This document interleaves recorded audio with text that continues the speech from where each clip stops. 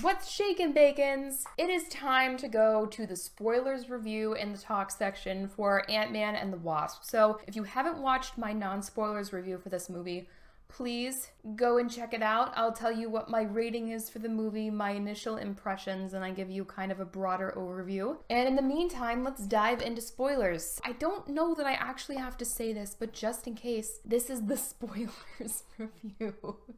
So if you don't want to be spoiled, you best scooch along, just scooch, and go watch the non-spoilers review first. And then go see the movie, and then you can come back and watch this one.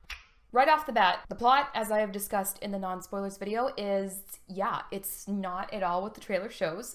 It's about rescuing the original Wasp, Janet, who got lost in the quantum realm. We already knew this from the first movie. We have a rehash when the film opens. This rescue attempt happens in the middle of the Pyms and Scott attempting to recover their lives as a consequence of Scott's decision to go help Captain America during the events that unfolded in Civil War. Of course, the Pyms are living on the run. Scott is explained as not being present for Infinity War because he was under house arrest. At the same time, we have a personal conflict because even though things are good with Scott and his family at this point, as they've realized he's not just this loser, things are not good with Scott and the Pyms because he rushed off to Captain America without consulting them, without telling them, taking their technology, and as a consequence they were implicated in what happened, and now they're living on the run as they try and rescue Janet. While attempting to rescue Janet via a quantum bridge, their lab becomes a target for their primary antagonists in this movie, one of whom is determined to use the lab and sell it off for profit. The other is to steal Janet's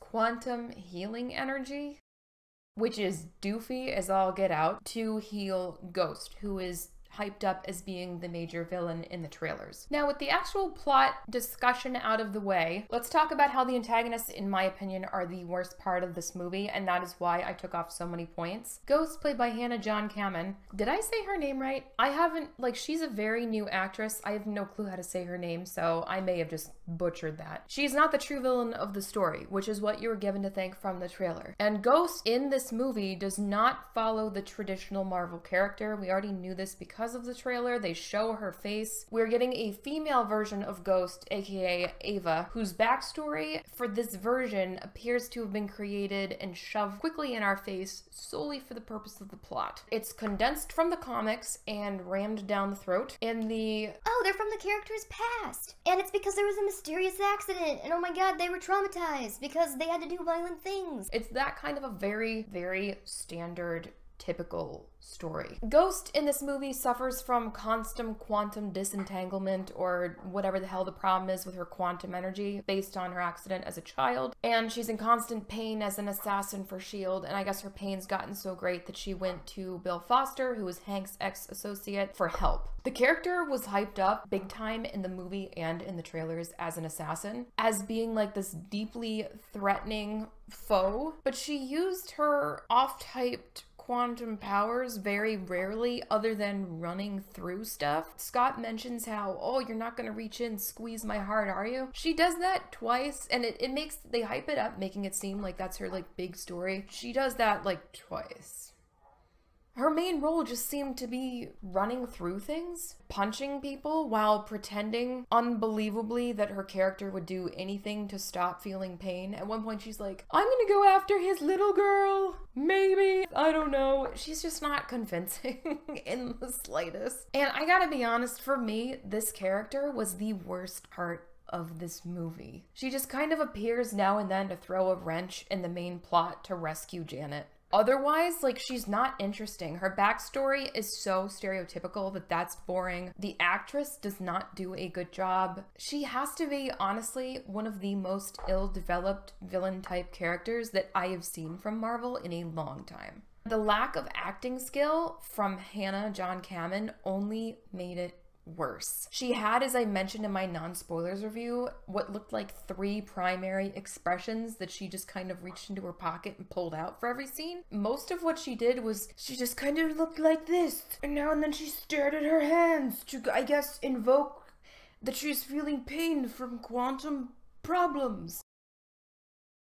Like, that's it. That was it. What made it worse is that most of the scenes where she had to actually act versus have an action sequence were against Lawrence Fishburne, who in this movie As an analogy, he's like warm honey. He has just like a really comforting, solid, well done performance. Even though the character is predictable, his very, very good performance just really underscores and highlights her inconsistencies, which made it that much worse. The other antagonist, who is Sonny Birch, played by Walton Goggins, is just a very boilerplate, stereotypical black market gangster type character. Where the character itself is so unoriginal. And he's a double crosser. Who would have thought that would have happened? Whoa, nobody, right? No, he's just a very standard villainy type character. And we don't really even get any kind of backstory about him. We've never seen him before. He's never showed up before. He's just there for the sake of also, like Ghost, occasionally throwing a wrench into things. I will say, Walton Goggins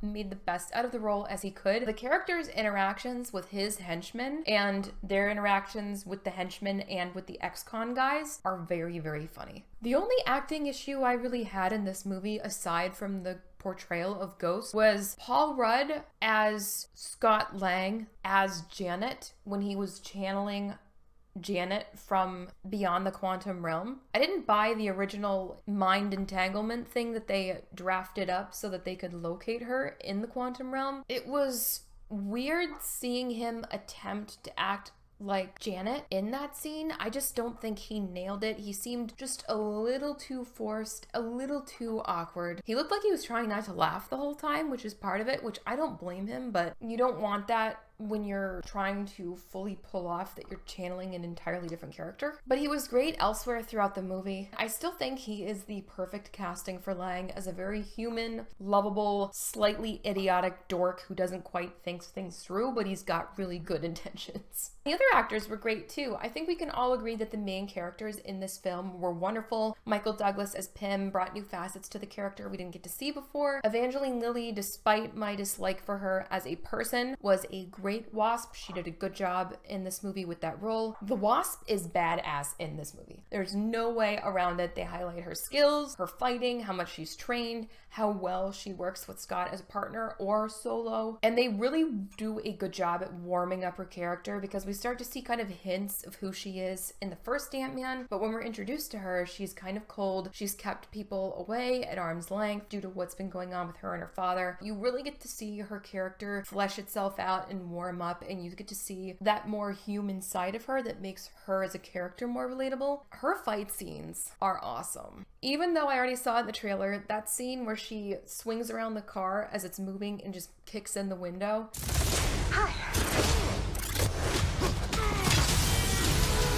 It is even cooler in context. And I found it interesting that they managed to pull off saving the original Wasp by Hank, no less. I saw that he was going in after her and I thought, ooh, is this where we lose Hank? And we didn't lose Hank, so I was pleasantly surprised. I couldn't predict that part of it. Janet as a character, though, for me, the jury's out.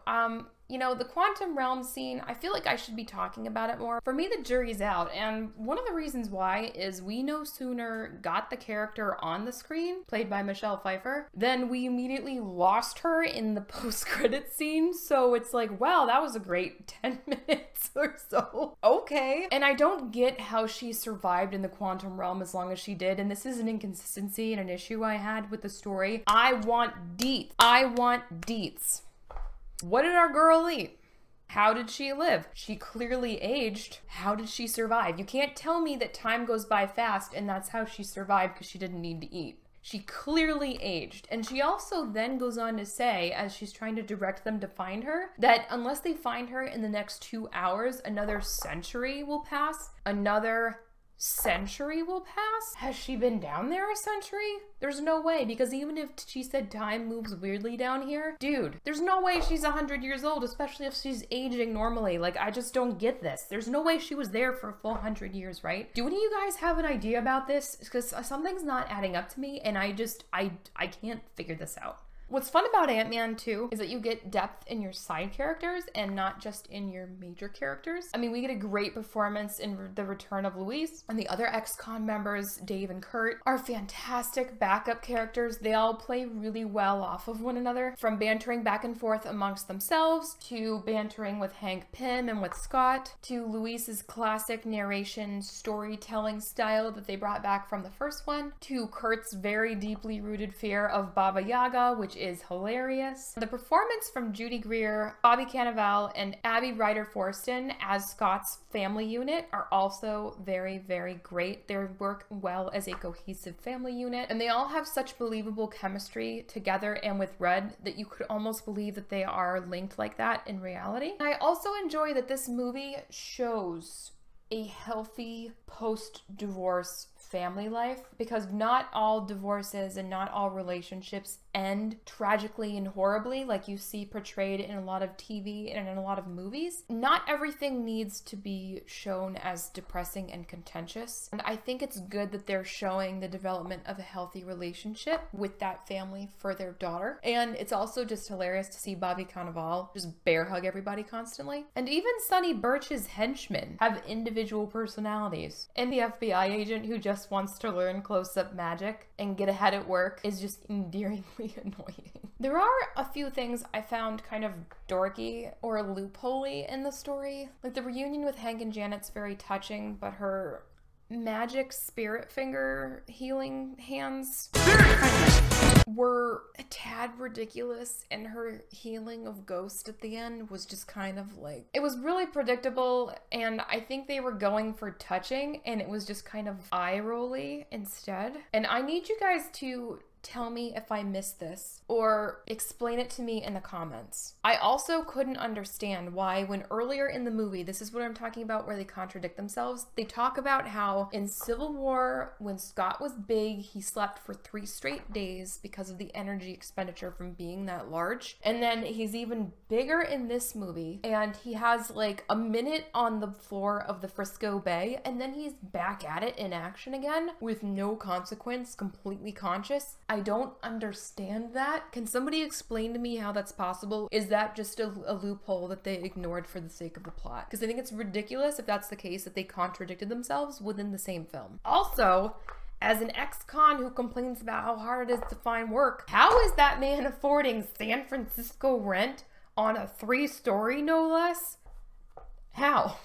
That's not realistic in the slightest. Is the FBI paying for it? I don't understand. But anyway, I do think that the setup for the future of Ant-Man and the characters in this is intriguing. Scott's conversation with Cassie about how she wanted to be his partner, but she couldn't yet because she was too young, makes me wonder if we're going to get her built in at some point as the future of the franchise as the MCU evolves, or maybe Marvel is prepping audiences for accepting the introduction of the Young Avengers at some point. That would be interesting. I can't wait to see what happens next with this story. I honestly feel like I'm being tortured with that end scene because it just leaves us hanging right where Infinity War did. Scott's just stranded in the quantum realm like Thanos. I just wonder, is he gonna get quantum powers while he's down there? Are we gonna have like a super powerful Ant-Man next? How is he gonna get rescued? And also, I'm kind of curious, since all of the Pyms vanished and Scott didn't, either A, Scott was exempt, or B, can the Infinity Stones impact the quantum realm?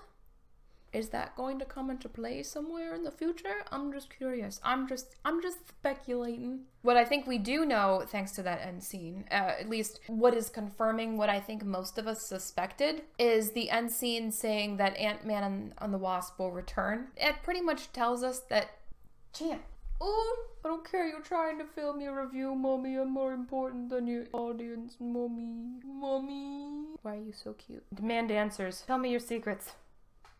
Anywho, like I was saying, what I think we do know, at least what confirms what most of us thought, is that the people who vaporize will probably definitely be back, because the end scene says Ant-Man and the Wasp will return, and since this one ends with all of the PIMs getting vaporized, unless they're gonna have a different Wasp step up to the plate, I think that's pretty much showing that they're gonna be coming back. But I don't think it's likely that we're going to get a different Wasp, especially with all of the build-up during this film and the previous one to Hope becoming the Wasp. I doubt that'll happen. What is your take on this movie? Did you catch something that I completely missed? Because sometimes you guys catch stuff and I'm like, oh dang! Let me know in the comments. Did you have the same kind of issues I did, or did you just really love this no matter what, no matter the flaws? I will say this was a super fun movie. It's one of the Marvel films that I will look forward to rewatching. There's a few Marvel movies that I have absolutely refused to rewatch because I just wasn't on board with them. This one I will look forward to rewatching.